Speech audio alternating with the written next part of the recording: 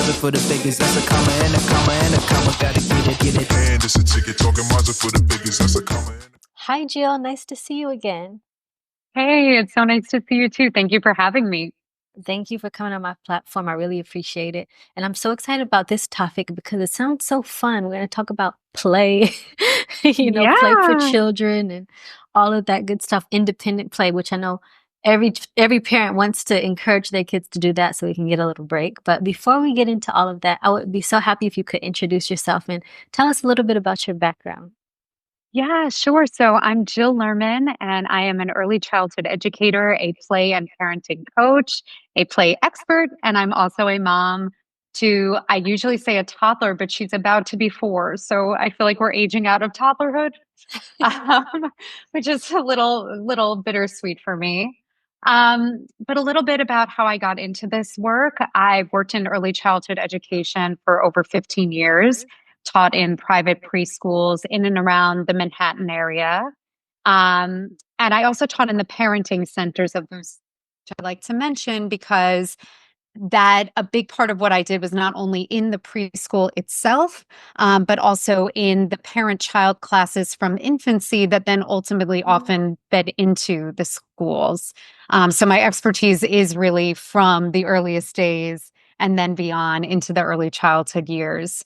But my approach was always a play-based approach. And as a teacher, I watched amazing things happen and just come alive at the hands of the children that I taught, whether they were infants, they were toddlers, they were of preschool age. And I really just enjoyed watching that process happen and just I really feel play is the best tool we have to support our children across every area of their development, from their physical skills like their motor skills to their social emotional growth and beyond. So inspired by that, I started my own business where I taught play-based classes in addition to being in the classroom, in people's homes, in stores and play spaces. And it was going great. And then the pandemic happened. And like so many, everything changed. My model as I knew it was not going to work. I also found out I was pregnant in March of 2020 when everything in New York shut down. So it was a little bit of like what's Timing. going to happen now? And that was when I pivoted to sharing ideas virtually. People were spending more time at home than they'd ever spent before. Many parents were feeling overwhelmed by being not only their child's parent, but also their teacher, their full-time caretaker while also juggling work. And I started sharing ideas similar to what I used to teach of how can we use the things around us in creative ways? How can a setup be simple so I'm not spending more time putting it out than my child is playing with it? And from there, my business grew into what it is now, which is I consult with families, supporting them on their play and parenting journeys. I also have a membership that I'll talk more about where I share simple play ideas and drop classes on developmental topics. But that was sort of where the evolution began into the current state of my work. Wow, I love that. And I love how you started at from such a young age. It shows that we do have something to do. We can take actions from early infancy, it sounds like, and on. But I really feel like when my son was an infant, like they said, oh, he's not really smiling or he's not really reacting. Those are just reflexes. But I knew it wasn't just reflexes because it would happen as I was like, doing some funny face at him or interacting. So I really like that aspect of you kind of validating what I thought, that you can kind of play, Totally. not in like, the chase or anything, but you can play with your infants. You can. You're tapping into something so important. I think that infant play is so misunderstood for that reason because it doesn't look like, our child sitting there neatly stacking their blocks or tending to a baby doll, right? I think of infant play kind of as you're describing it as more like exploration, engagement. But the truth is, our babies are taking in information about the world around them and making sense of their experiences through their play, and through those moments. So while it doesn't look like maybe some of the traditional ideas that we have for play down the line, it is very much happening. And in some ways, I feel like it really sets the stage for their play skills to come.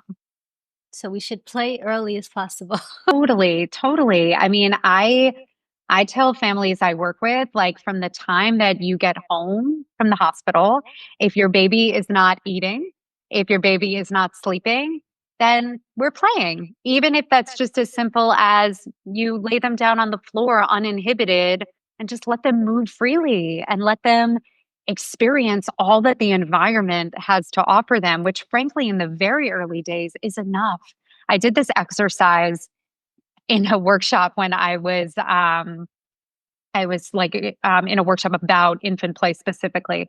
And the instructor told us to lay down on the floor for 5 minutes and just make notes of what our experience is like. You know, we're not able to move around. We're just laying on our backs for 5 minutes. And I was like, oh, I know where this is going.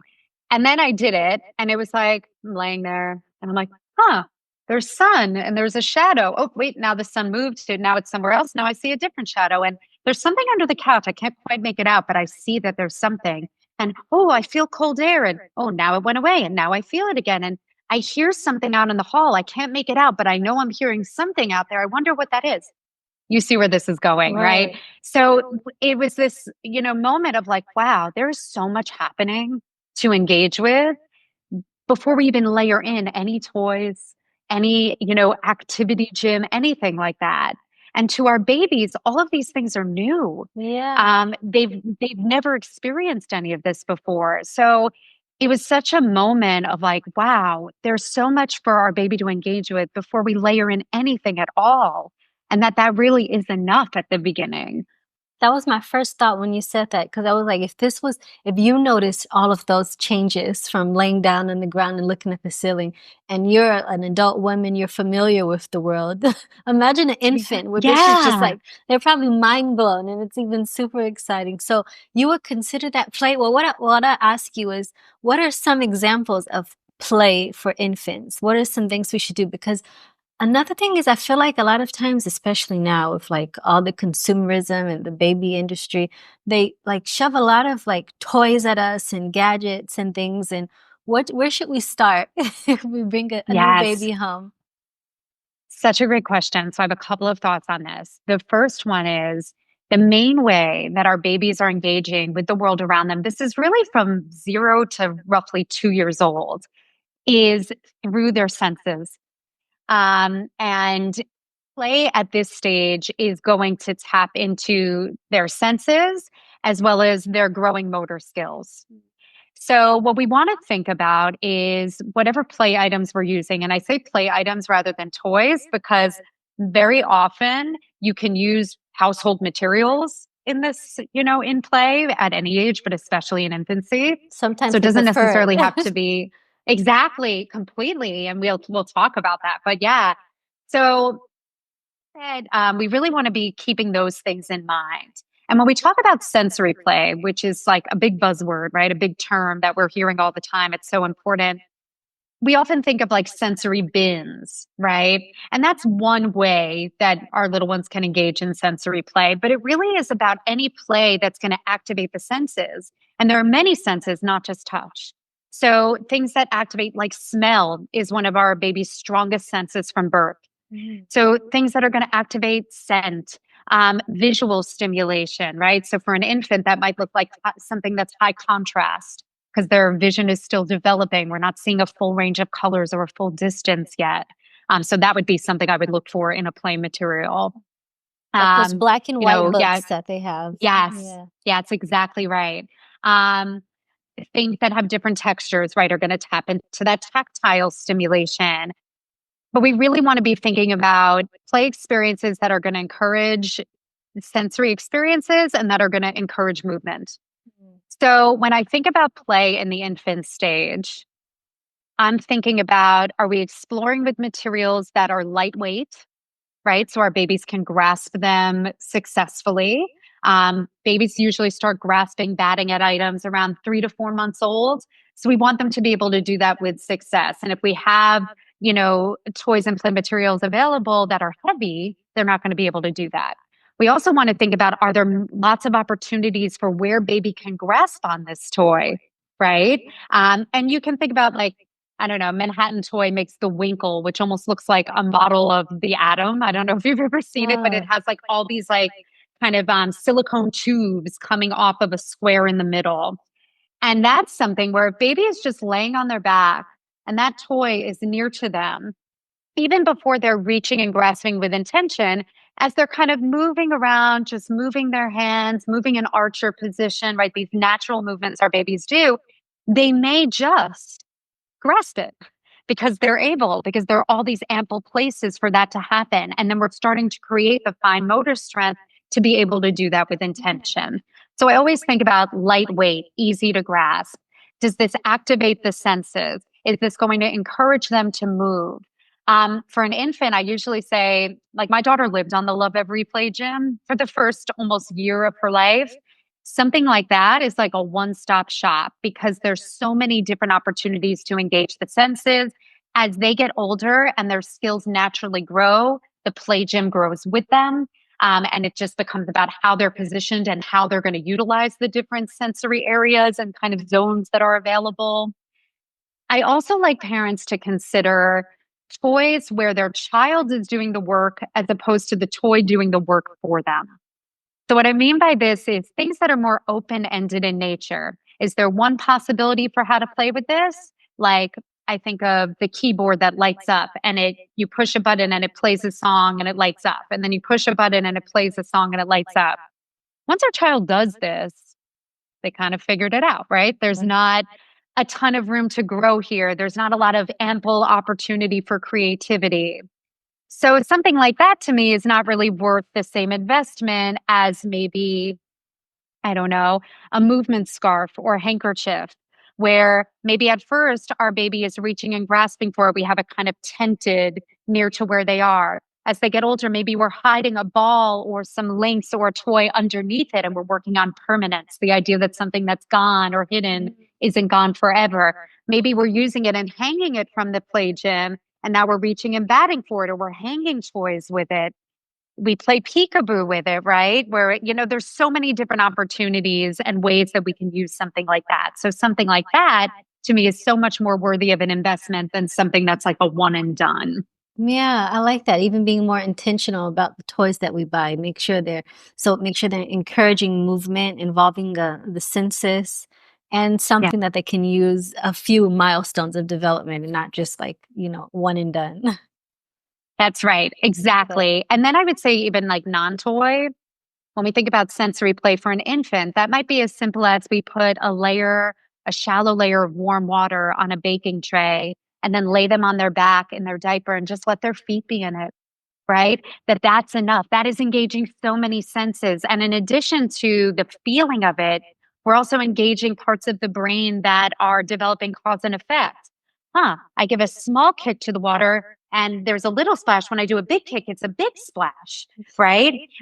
These little things that we don't think so much about for our baby, all of this is new. So we're allowing them to make those brain body connections. Everyone has a tray. Everyone has, water for the most part, right? So these are things that even without purchasing anything new at all, that's going to be a very engaging play experience for your little one. yeah, my brother actually told me this when I was pregnant. He told me, Cerise, don't buy toys. Don't buy too many toys because they'll end up playing with like the remote or like the pots and Totally. pans. And then it's so true. Like he has all these toys, but then he wants to play with the wooden spoon and like bang a Yep. pot with it or something. And he loves Yeah. remotes. I think our kids, naturally are interested in the things they see us use, right? And that's Right. true from infancy. So there's that part of it. And then there's also like one of my favorite toys for infants, boys, play objects that I recommend are silicone cupcake liners. Like babies love the way the ridges feel if they're mouthing and teething things.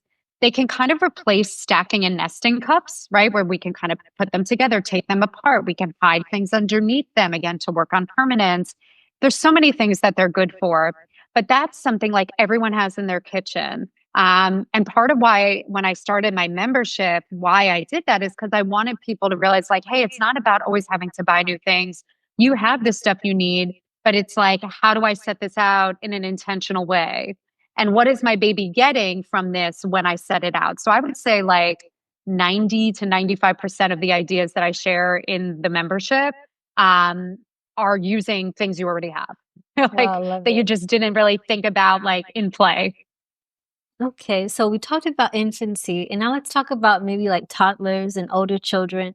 And I feel like there is a shift because I know, like, at least from when I was younger, like, you teach kids with flashcards and, books and things like that. And books are great. But I interviewed a child reading specialist, and she was Yeah. also telling me how she doesn't teach with flashcards. She teaches like Yeah. through play and through games. So I really love Yes. the shift, and you could elaborate why, why is it effective to use play versus, I don't know, flashcards or more traditional methods of teaching? Totally. No, I love this question. So this is something as a preschool teacher that came up a lot, right? Because we want to be supporting our children developmentally. We want to support these skills like pre-reading, pre-writing. And often, you're right, the way in the past that we thought the best way to support that was to do things like workbooks, flashcards, etc. But what's so great about utilizing play for things like this is that it takes what our children are naturally doing and creates opportunities for learning within that. We're expanding upon the thing that is happening naturally and then incorporating the skills into it. So when it comes to something like reading, for example, something that I used to love to encourage parents to do at home, something that I used to do myself as a classroom teacher, would be to just incorporate things like letters into the play that the child was naturally doing. So if you have play, this is just as a general rule, at any age, play is going to be more engaged and last for longer periods of time and be more focused when it follows a child's current interests. The same way that like we as adults would rather do something that we're into as Right. opposed to not, right? So if you have a child who's like, let's say, really into trucks and vehicles, Oh, that's my and son you now. wanted to work, okay, perfect. So if you wanted to work on things like, starting to identify letters or some pre-reading, skills, for that child, I would say, hey, with their trucks, when their trucks are out, whatever, I would just have letters, foam letters, magnet letters, whatever it might be, whatever you already have, because you might have something already. And then maybe the dump truck is carrying a load of letters from one place to another in the construction site. Or maybe the road is made of letters. And as they pass, we're kind of identifying the letters as the truck is driving by. But you can imagine, and I'm like seeing it on your face as I say it, like how fun and engaging that would be for a child that likes that kind of activity, as opposed to, hey, we're going to sit here now and I'm going to force you to look at this thing because now we're doing this, right? It kind of like brings the world into their world in a very natural way. Um, so as a teacher, I love to hear things like what you mentioned from the reading specialist, because that for me is always going to be the most successful way for our child to learn any skill, is to incorporate it naturally into the play that they're already doing. Right. Yeah, and with everything, like I even know, like, some parents, they would sit and show their kids flashcards of like animals, so they know all the animal names and different things. And I never did that with my son. And he's crazy about animals and he knows all the insects, and I didn't show him one. It's just because he had a phase where he was just naturally interested in insects. And I didn't even know some of the names of the insects we would see. Isn't It's, it funny when that happens? Like their yes. knowledge starts to surpass yours. I'm like, I don't know the answer to that With the question. construction vehicles, I didn't know that. I was just like, "Yeah, I think that's a bulldozer," but no, it was a front lit what do you call it? Oh God, the Yeah. excavator. I didn't know any of those Yes, I things had to until my learn daughter started to yeah, be interested. front loader and a bulldozer. I thought they were both bulldozers. And it's like Same. and Would then never have known that. excavator, I learned excavator and backhoe, all of these trucks was he like, "What's that?" And yeah, so but yeah, it's so I see that too. Like they naturally go to phases where they're interested in things, and then he remembers because he's interested. So it totally makes sense that it would go with, pre-reading and reading and anything else. Yeah, totally. And I think that like what's interesting about toddler play in particular is we do start to see some of those like more traditional play types emerging around toddlerhood, like where we will see that child stacking with blocks and kind of Right. early engineering constructive, or, you know, um, playing with a baby doll or making food in a play kitchen, right? We do start to see Right. these things Yeah. emerge. But in early toddlerhood, play often still is not looking exactly the way that we anticipate. Play can be dumping. And if you have a toddler at home, Ah, you've been there, right? Play can be experimenting with just like taking things off of shelves, putting them into a bag, and then transporting them somewhere else, right? This is what we call like schema driven play. I'm fascinated by this because these are phases of play that every child, no matter where they are in the world, no wow. matter their race, their socioeconomic status, every child goes through those phases. And there are ways that we can make that productive and not destructive, right? If we're kind of attuned to it. But if we look at it as like, oh, they're just dumping everything out and we don't see purpose behind it, then we can almost miss that that actually is learning. You know, but I Yeah. think that like toddler play can be kind of interesting like that, especially if you have a child at home that's like 1 to 2 years old, where you're kind of like, they don't play with any of their toys. They're just dumping They everything just off. want to And I'd be dump like, things. Yeah. yeah. And I would be like, actually, like dumping and filling is a very important part of play. It's just not always one that like we as parents enjoy very much. Yeah, I would put my son on the we have a large balcony and he would just like to play with water and I didn't want him to make a mess in the house. And it's summer was when it was summertime here.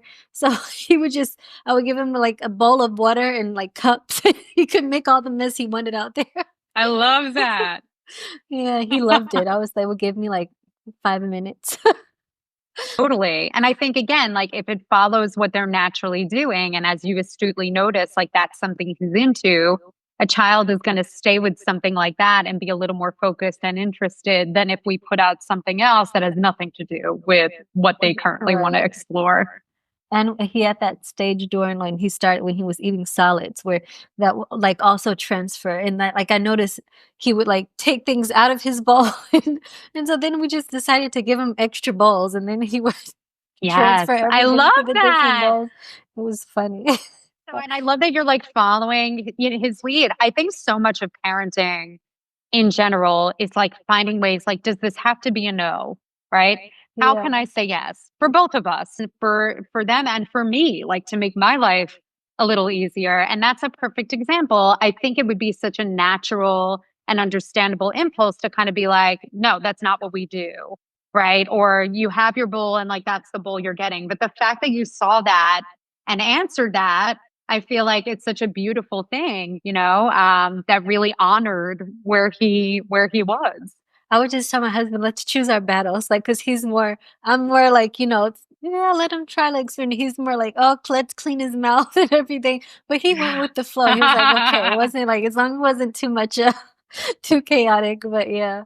And he saw like, oh yeah, he likes to play like that. And you say it's something normal. It's a milestone that all kids go through, the dumping and the Yes. transferring. So Yes. It is. It is 100%. And like, I feel like and I get it completely because I'm someone who like, if I have something on my hands, I want to like wipe it immediately. So I can relate to that impulse that I think so many of us have. But the truth is that like the mess is actually in the learning. The mess right. is in the dumping. The mess is in the putting it from one bowl to another and it's getting all over. And I think sometimes when we rush in to stop that or we rush in to clean it, we unintentionally are almost like wiping the learning. So I feel like when we have that reframe for ourselves, it helps us to take that pause before we intervene. If something's unsafe, like, no, it's a Yeah. no and full stop, right? But Right. some of these other places, there's like a little room here, I think, for allowing things to happen. And I think what you just mentioned is such a beautiful example of that.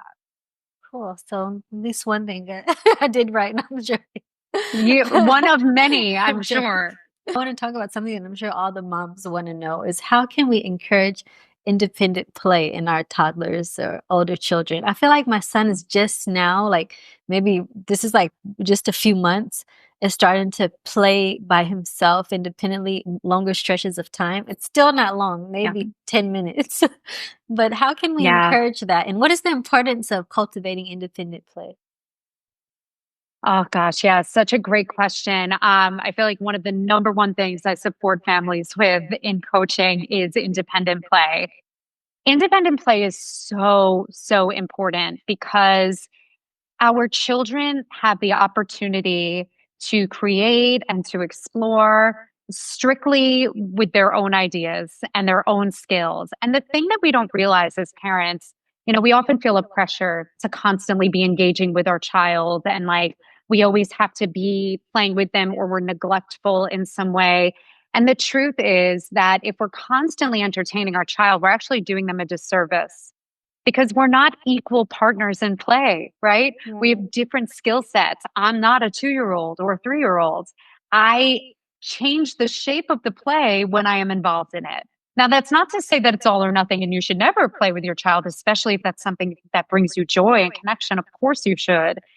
But it's something to keep in mind when we think about prioritizing independent play without guilt, right? If we can think about it like we are giving our child a gift and we're giving them the chance to explore in this way completely on their own.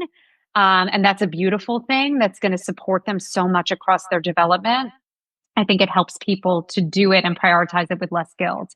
Mm-hmm. So when we talk about independent play, I think the biggest thing that parents should think about is that this just makes us a less active participant.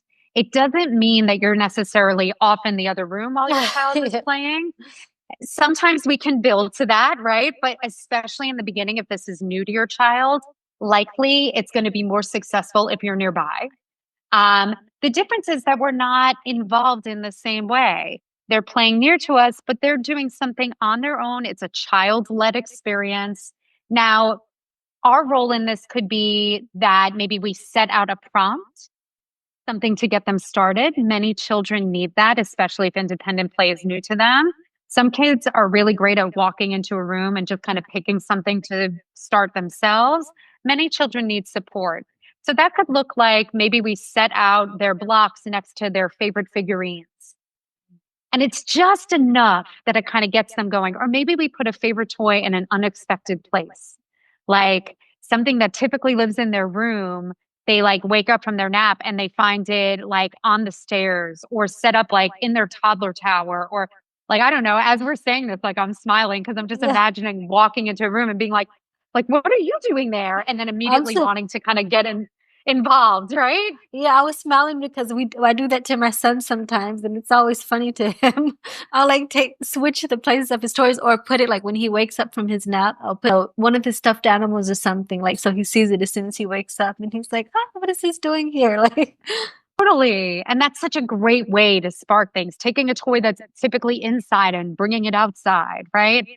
Little things. These don't have to be, reinventing the wheel. It's just these little tweaks that can make a big difference. Yeah. I actually have a free guide that you can link in the show notes, definitely. A free guide to independent play at every age that kind of has my tried and true things to, see more child-led independent play at home. But I think my biggest things in terms of today would be, one, reframing what it means to play independently, that likely they will need to be close by. I think that's a huge game changer. If we either place ourselves in our child's play space or bring their toys to where we're going to be, if we're preparing food in the kitchen or we need to do a little work and we set them up on the floor of our office, whatever it might be, that can make a huge difference. Many children cannot get deeply involved in playing independently without a caregiver nearby. So that's my number one tip. The other main tip I think that I'll leave you with today, as not to overwhelm people, would just be like to start small. Just start small. It's a skill that can be taught to any child, regardless of their personality or temperament.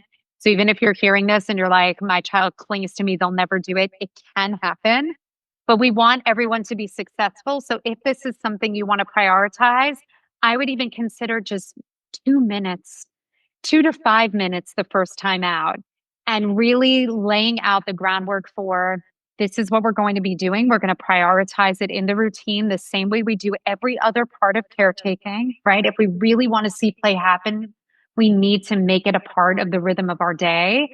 Not just like a go play and it's like an afterthought and feels more like a punishment, I think, to some kids, and something they should be excited about. So thinking about just finding that pocket of the day that works for you. I know for many of my clients, it's the morning. Maybe they set something out the night before they go to sleep that their child can explore in the morning, but just kind of weaving in that couple of minutes to prioritize that child-led play, and then keeping yourself nearby is such a great place to begin. Yeah, okay, I love that, and I'll definitely link the freebie, the free guide in the notes Yeah. below in the show notes. Cool. Awesome. Another thing, and probably this is all we probably have time for today, is supporting our child's development. What are some ways that is that just with the play that we talked about in supporting our child's development? I think that that's the best tool that we have to support across every area of development. And then what that looks like at different ages and stages is going to change and going to evolve as their skills and their interests evolve. So, what I would encourage parents to do is to really be paying attention to their child's preferences, not just the toys they gravitate toward. That's very valuable, right? Because it helps us to know kind of what their current play styles are and the things that are maybe, really following their current interests. But also, like, kind of to what you were mentioning before, what are they interested in out in the world? What are they asking questions about? What are they trying to perfect? What are they trying to process? For example, like if you have a new sibling coming, play can be such an important tool to prepare for what that experience is going to be like. If you're going to be starting a new school, playing what that experience is going to be like. So, if, for example, if I'm talking to a parent whose child is going to be starting school, just to use that one of the things that I might say is we can use play to support that by maybe it's something like we put out some blocks and some figurines, and we're like, the prompt is like, let's build a school. And then we're kind of encouraging, like, what is it like at drop off? And, oh, like, what is, baby elephant feeling as they're going in and they're saying goodbye to their mommy? I wonder what they're going to do in school today. What kind of activities will their teacher have out? And, these different things like that inside of sort of acting through what that might be. But even things like if you put out Play Doh with little figurines or buttons, and the figurine or button is buried in the Play Doh and your child finds it. It's the experience of something being gone, not being gone forever, which ultimately helps them with separation for school. Mm, So this is sort of where I make those connections of how it's our best tool. We don't even think about something like that if we put out Play-Doh and some random tools and loose parts. But that's what an experience like that is actually allowing our child to work through. So that's why I amazing. always say that really, whether it's things like we're strengthening the muscles in the fingers and hands, like there's those more direct things. And then there's things like that. Or when we build a tower and it keeps falling down, we're giving our child the experience of how to work through moments that are frustrating, how to work through moments that don't go to according to plan. I mean, gosh, like that's life. We deal with Right. that as adults constantly. How am I going to cope with it? Right. So every time your child has an opportunity to try to build something on their own and it not go the way they want, you're actually helping give them the tools to process what happens in life when they have experiences like that. Oh, it's so frustrating. You're trying to make it stand. It's not going the way you want. What can we do? And when we allow for things like that in play, when they encounter those experiences in life, they will take that pause and say, this is not going the way I want. What can I do?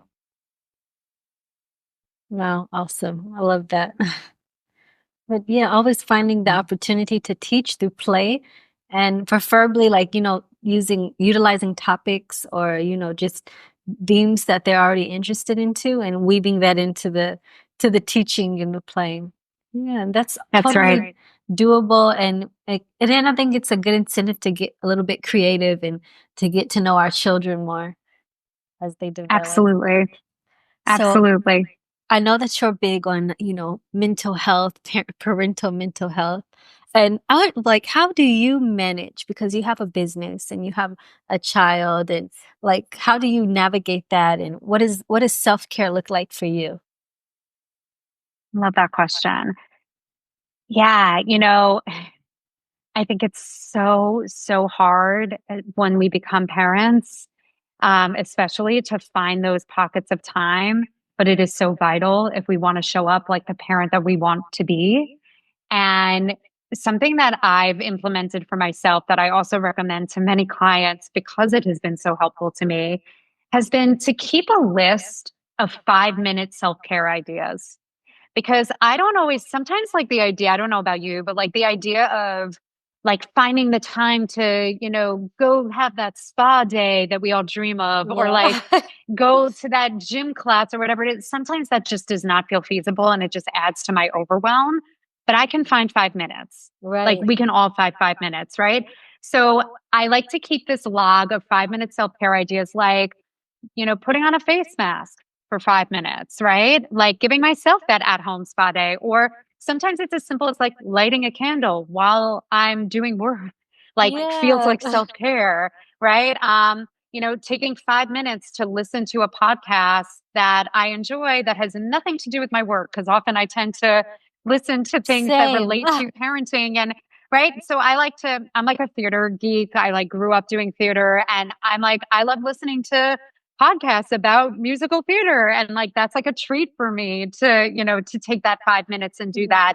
Take 5 minutes and walk outside. Like it is so healing just to get fresh air and, switch the scenery. So things like that, if you can keep a log for yourself, parents, of like, these little things that actually are doable, that aren't like, where I have to find childcare and I have to whatever. I can find a 5 minute moment. And then, like any habit that we want to build, I schedule it in my phone. So my alarm goes off. You tend to do this for myself, like in the morning before my daughter gets up. For me, works really well because I know I have a little bit of a window where I can do something like this, or at night after she goes to bed. But you can kind of schedule it at a time that maybe you find tends to work best for you most days.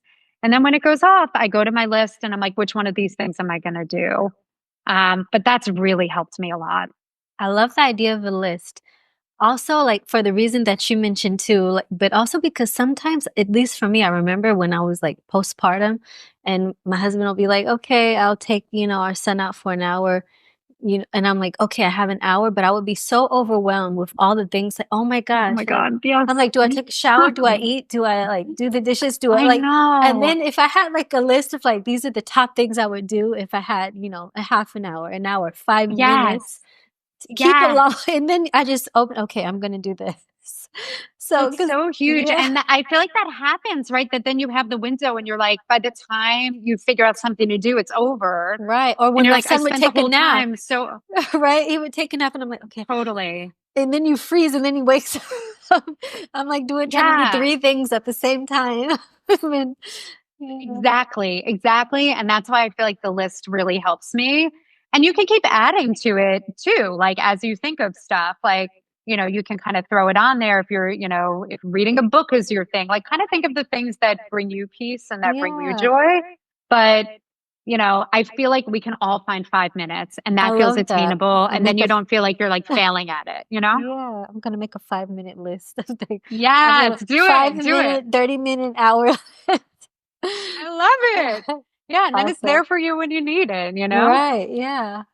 Cool. And it's so true. Like 5 minutes is enough. Like just to like kind of give you a restart in the middle of the day, some like doing a breathing exercise for 5 minutes or just like listening to some Totally. interesting podcast or audiobook. It's enough to just give you a boost because you're like kind of Yes. disconnecting just for a few minutes from everything that's going Yes. on. Yeah. Exactly. Exactly. It's so huge. And I say this to parents even about like connection with our kids. Like if you, especially around independent play, if you want to see more independent play, we kind of have to fill our child's cup in other parts of the day and connect other times in the day so that they feel like they can kind of go off and be separate from us. And 5 minutes of connection time goes a long way. So 5 minutes of like no phone, whatever you want to do, we'll do right now. You pick, we can read, we can play, we can eat a snack, we can, whatever is such a huge thing for our kids. And I don't know, I started doing that with my daughter in the mornings before school because I just found like she was craving a little extra mama time before she would go off for the day. And it always felt like mornings were so overwhelming because we're like rushing around and we're packing stuff up and we have stuff to do and we're going, going, going. But you can find 5 minutes and like it's taking that 5 minutes to slow down. And I'm like, whatever you want to do for 5 minutes, we're going to do. I felt like not only refilled her cup, but also like mine, and kind of forced us to just be present with each other and not in the rat race of like doing, and going. So I feel like it works really well for that also. Yeah, and I like that idea of doing it before she goes to school because it like I feel like you can go instead of some kids get like, emotional or a little anxious when they're going into the environment, but Yeah, you're calm because you have that time to connect with mom for a minute and then you can go in totally. It makes cool, such a calm, and difference. And collected. and like for me too, because like, I don't know about you, when we're trying to leave to go anywhere, like Yeah. school or otherwise, it's just like level is like at 100. Like it's just so overwhelming. So I feel like also forcing myself to just be like, I'm here and like I'm with you and I'm not thinking about the 12 other things that need to happen. The 5 minutes is not going to be the setback, right? It's Right. like, it's not, we can all find it somewhere. So yeah, I'm all about 5 minutes wherever you can get it for whatever you can get it for. Yeah, I love that. Well, thank you so much, Jill. This was an awesome conversation, and I would love to have you on again. Where can Oh, people me connect with too. you and maybe work with you virtually if they're not in your area? You're in New York, right? So I'm in New York, but I work with people all over the world. So wherever you are, we can certainly connect. You can find me on my website, www.jillybeansnyc.com. And there you can learn more about my one-on-one coaching program, my low-cost monthly membership where I share play ideas and drop classes on developmental topics every month. You can also find my podcast there, which is all about play in parenting. And also on Instagram at Jilly Beans NYC. I share tons of play ideas and play tips there as well. Amazing. So I'll make sure everything is linked in the show notes. Thank you again, Great. Jill, and I hope you do it again. Bye. Thank you so much.